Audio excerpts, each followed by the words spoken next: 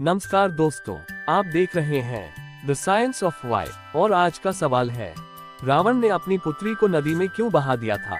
कई लोक कथाओं और कुछ क्षेत्रीय रामायणों में एक प्रसंग मिलता है कि रावण ने अपनी पुत्री को नदी में क्यों बहा दिया था।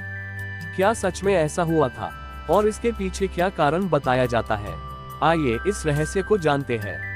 सबसे पहले एक बात साफ कर दे कि वाल्मीकि रामायण, जो कि सबसे प्रामाणिक रामायण मानी जाती है, उसमें इस घटना का कोई उल्लेख नहीं है।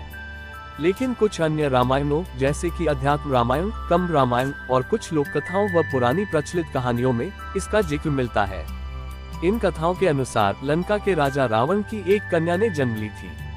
ज्योतिषियों ने उस कन्या का जन्म कुंडली देखकर भविष्यवाणी की थी कि यह बालिका उसके वंश के लिए अनिष्टकारी हो सकती है।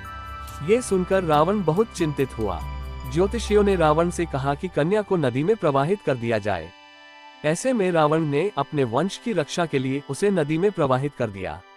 इन कथाओं में आगे बताया जाता है कि वही कन्या आगे चलकर किसी राजा के यहाँ पाई गई और उसका जीवन एक नए रूप में शुरू हुआ। कुछ कहानियों में इसे सीता माता की कथा से भी जोड़ने की कोशिश की गई है, लेकिन यह मानना जरूरी है कि ये लोककथा और क्षेत्रीय संस्करणों का हिस्सा है, न कि मूल वाल्मीकि रामायण का।